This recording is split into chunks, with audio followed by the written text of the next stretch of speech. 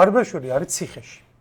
ციხე არის რთული კონტროლირებადი სისტემა. ციხე არის ადგილი, სადაც ადამიანის თავისუფლება არის აღკვეთილი და შესაბამისად მისი ყველაფერი კონტროლდება. ხო, აი კამერები აყენია, მისი ყოველი მიხრა, მოხრა და ყველაფერი.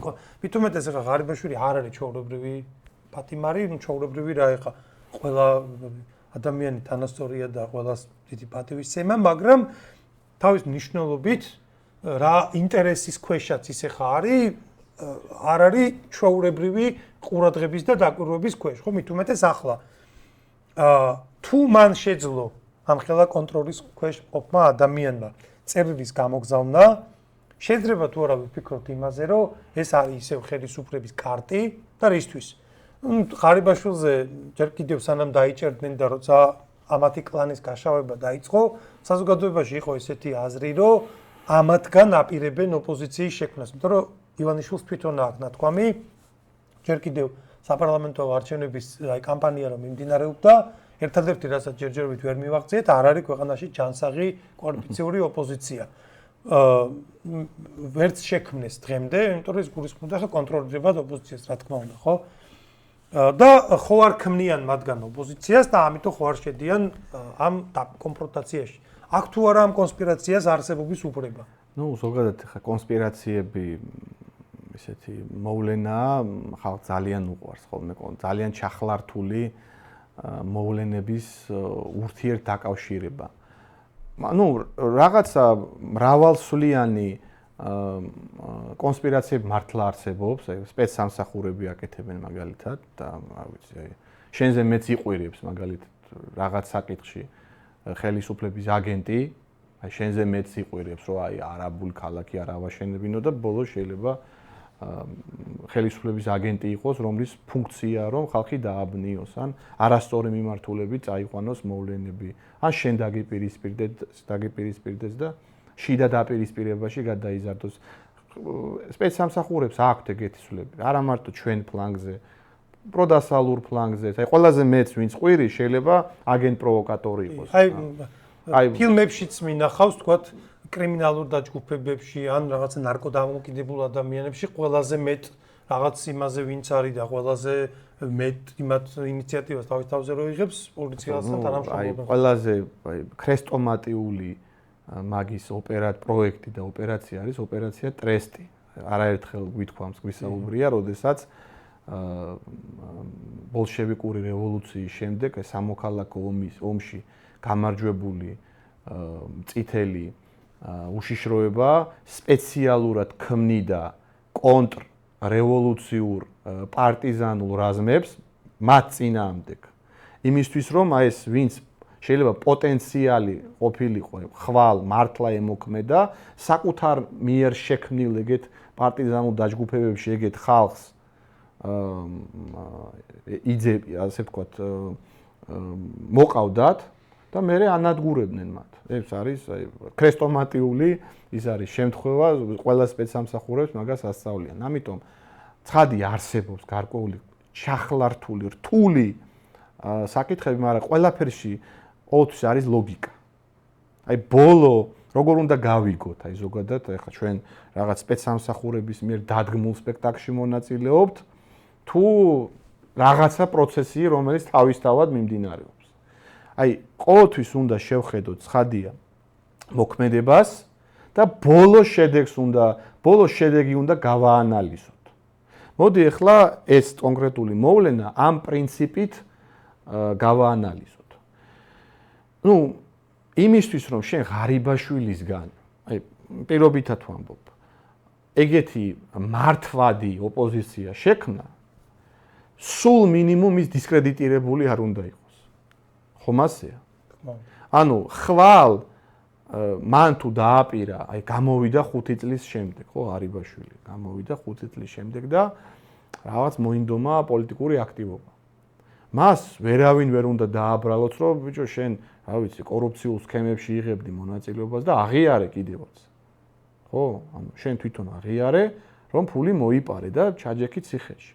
ანუ ეგეთი სახელი არ უნდა ქონდეს. მაგ გეგმაში ეგ უკვე აღარ. ხო, მაგ გეგმაში ეს სუბიექტი უკვე აღარ გამოდგება. მაშინ ღარიბაშვილი უნდა წასულიყო რაღაცა სხვა ლოზუნგით. რაღაცა სხვა ისეთი საკითხით, რაზეც მას რეპუტაციულ ზიანს ვერ მიაყენებ.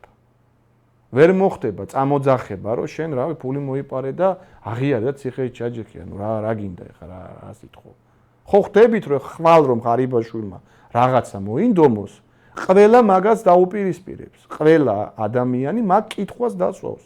და რავი სამართლიანი კითხვაცა იქნება. ხო ეხლა სულ შენ მოგწონს, არ მოგწონს ღარიბაშვილი, რა ვიცი, ფაქტია რომ კორუფციული თემაში იყავი გარეული და ხელი მოაწერი, რაც შენ თვითონ საპროცესო გარიგება მოითხოვე. რავი, ჩამჯდარიყავი მაშინ ეგრე ციხეში. და გელაპარაკა და გეთქვა რომ ხალხო მომიგონეს, მე არაფერი არ დამიშავებია, კანონი არ დამირღვევია და ტყუილად ვარ ციხეში.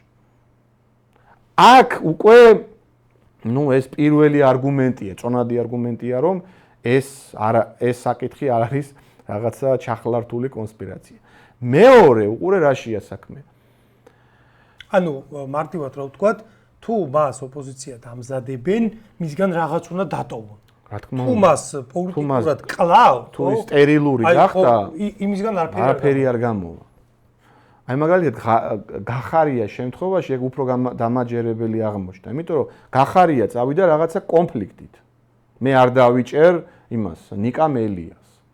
ხო მაგას მოყვა მთელი ეს რაღაც დაპირისპირება, რომ რაღაც დასავლეთთან დაგვეძაბება ურთიერთობა და ფაქტია რომ მე დასავლეთისკენ გადავიდა გახარია. ფაქტია ეს. და ვიღაცას ვისთვისაც ეს პოზიცია მისაღებია. ანუ აქ ეს კონსპირაცია უფრო ლოგიკურია. აქ უფრო ლოგიკურია. არც შეიძლება ეს კონსპირაცია იყოს, მაგრამ გახარია შემთხვევაში ლოგიკური სვლა. ანუ გახარიასგან რაღაცა დატოვეს. ანუ პოლიტიკურ რეპუტაცია მას არ აქვს, ანუ უტილიზებული არ არის პოლიტიკურად. პოლიტიკურად რაღაცა წონა აქვს და პარტია აქვს. ანუ პოლიტიკურად ის ცხოვრებას განაგრძობს. განაგრძობს, ფაქტია, შეიძლება გაქცეულია, რაღაცა ხელი შეეხეს, ასე შემდეგ. არაფერი არ უღიარებია. არაფერი არ უღიარებია, კაცო, რა ყველაფერზეა რაღაც თავის პასუხს იტყვის, რომ ეს გავაკეთე ამიტომ არაფერი არ მომიყვანს. მაგრამ რაღაც ოცნებამ დააბრალა, ყველაფერი აბსურდი იყო, მაგალითად ჩორჩანას ვერ ადგმა რაზეც ჯერ დააჯილდოვეს და ასე. კი ბატონო. შეიძლება ჩვენ გქონდეს პრეტენზია, რავი, სანამ შენ თვითონ არ დაგეძაბა ბიძინეიმაშვილთან ურთიერთობა, მანამდე 8 წელი რატო იყავი იმ გუნდში? ანუ 2021 წელს გახდა ბიძინეიმაშვილი ცუდი? მანამდე არ იყო ცუდი, მანამდე არ იყო კორუფცია, მანამდე არ იყო ის, რასაც ეხლა აბრალებ. ეგ შეიძლება ჩვენ თქვათ. ჩვენი ვისაც, ვერაფერს აქეთ ვერ დაგვაბრალებენ, მაგრამ ბიძინა ივანიშვილის პოზიციის მხრიდან, ის რაღაცაში არ დაეთანხმა და წავიდა. ამ კუთხით მე არ ვიცი, ღარიბაშვილისგან ეს ნაკლებად მოსალოდნელია, კი არა? ამიტომ მე მით უმეტეს, როდესაც ეხლა ხვალინდელ დღეს მაგიტომაც უნდა დაველოდოთ, რომ თუ იქნება გამოქვეყნებული ისეთი მასალა, რომელიც სერიოზული რეპუტაციული დაზიანებას იწვევს თავად ბიძინა ივანიშვილზე და ივანიშვილი ზიანდება, ეგ ეხლა რანაერი კონსპირაცია, ბიძინა ივანიშვილი იზიანებს თავს, რაღაცა ისეთი ამბავი შეიძლება გამოქვეყნდეს, რომელიც მათ შორის გულისხმობდეს სისხლის სამართლის პასუხისგებლობის საკითხს, ანუ მაგ რისკზე მიდის, რომ ხვალ შეიძლება ეს მასალა იქნეს გამოყენებული ყველაფერი მის მიმართ და პლუს ამას აკეთებინებს ისეთ სუბიექტს, რომელსაც არანაირი პოლიტიკური პოტენციალი არ აქვს. ეს არის, ყველაზე სულელური პროექტი იმ ამოცანის მისაღწევად, რომ მოდი მე თვითონ შევქმნი სისტემურ მართვად ოპოზიციას. მე არ მჯერა მაგის. მე უფრო მჯერა იმის, რაც უფრო ლოგიკური ჩანს. შეიძლება ეს იყოს გეგმა, მაგრამ მაგ არ გამოუვათ. არ ვიცი, შეიძლება ბიძინეიმაშვილს ეგ კონდეს გეგმა, მაგრამ ეს იმდენად მიუღწეველი, იმდენად შეუძლებელია, რომ ღარიბაშვილისგან შენ სამომავლოდ რაღაცა შექმნა, იმდენად სულელური მიუღწეველი და შეუძლებელი ამოცანაა, რომ ან არავინ არ დატოვა ეხა მაგ მხარეს, მაგ ფლანგზე ყველა იგივე ბრალდებით არის პოლიტიკურად მოდი ასე ვთქვათ, ეხლა ვიღაცას თავისი აზრი აქვს, ვიღაცას რაღაც რეპტილოიდებისაც გირჯერა, მე ვიტყვი ჩემს პოზიციას. ეს არის არარეალური მგონია ეს ვერსია. ამ რაღაცა ჩახლართული კონსპირაციის, რომ ეს ყველაფერი ბიძინას და ღარიბაშვილის დადგმული სპექტაკლია, რომ 5 წელიწადში რა მოხდება? ბიძინა ივანიშვილმა კი არა, პუტინმა და ტრამპმა არის ის. აი ტრამპმა, ამერიკის შეერთებული შტატების პრეზიდენტმა, ყველაზე ძლიერი სახელმწიფოს მეთაურმა არის ის 5 წელიწადში კი არა, 1 წელიწადში რა მოხდება. სტალინმა არიცოდა და ჰიტლერმა არიცოდა 5 წლის ჰორიზონტის პროგნოზირება კი არა, 2 თვეში რა მოხდება, მაგის დაგეგმვარება არის რთული. ამიტომ მოდი რა, გვერდზე გადავდოთ ეს ძალიან რაღაცა ზღაპრული სცენარები და რეალობაზე ვისაუბროთ, რაც დიდი ალბათობით ხდება და დარწმუნებული ვარ. ღარიბაშვილისგან ითხოვენ ფულს, კაპიტალს, რაც მას სავარაუდოდ დაგროვილი აქვს და შენახული აქვს. ის სავარაუდოდ იმიტომაც დაეთანხმა ამ საპროცესო შეთანხმებაზე ბიძინა ივანიშვილს, რომ მას ეგონა, რომ მე კი წავალ ციხეში ჩავჯდები, მაგრამ რაღაცა ნაწილი სავარაუდოდ დათმო კიდევაც, მაგრამ რაღაცა ნაწილი დარჩა მის ოჯახს, დარჩა მას და როგორ ჩანს, ან ბიძინა ივანიშვილს ან გონია, რომ მას აქვს ეს დარჩენილი კაპიტალი, რომელიც ხვალ შეიძლება გამოყენებულ იქნას მის მიმართ და მაგიტომაც ითხოვს თლიანად ამ ყველაფერს, რათა 5 წელიწადში რომ გამოვა ღარიბაშვილი, ის იყოს, უბრალოდ ნულზე დაყვანილი მოქალაქე, რომლისგანაც არანაირი საფრთხე მას არ ემუქრება. ან შეიძლება მას უბრალოდ გონია, რომ ეს აქვს და რეალურად ღარიბაშვილს არ აქვს, ან შეიძლება მართლა აქვს ღარიბაშვილს ეს შენახული სადღაც ეს თანხებიდან, მოდი ასე ვთქვათ, ღარიბაშვილის პოზზე ყოფ ადამიანს შეუძლია ხა რაღაცა თანხების ისე გატანა, საზღვარგარეთ იქნება ეს თუ არსებობს ხა ბევრი ინსტრუმენტი იმისთვის, რომ შენ რაღაცა უკანონო გზით მოპოვებული სახსრები სადღაც გადამალო, ხო ხა ბიტკოინებიდან დაწყებული უამრავი ის არსებობს საშუალება. ან მართლა აქვს და ნუ ღარიბაშვილი არ იძლევა მას. და ეს ბერკეს ასე ვთქვათ ზემოქმედების ფორმა, რაზეც ახლა ეს საუბრობს, თვითონ ღარიბაშვილი ამ წერილში, სწორედ უკავშირდება ამ კაპიტალის მისგან ამოღებას, ამ სახსრების ამოღებას, რათა სრული ტოტალური განეიტრალება მოხდეს.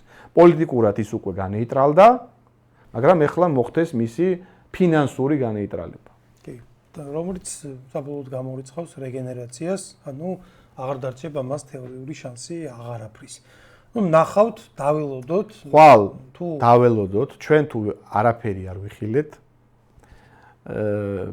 არსებობს მაგის ალბათობა, რომ შეიძლება რაღაც შეთანხმება მოხდა. თუ რაღაცა ისეთი გამოქვეყდა,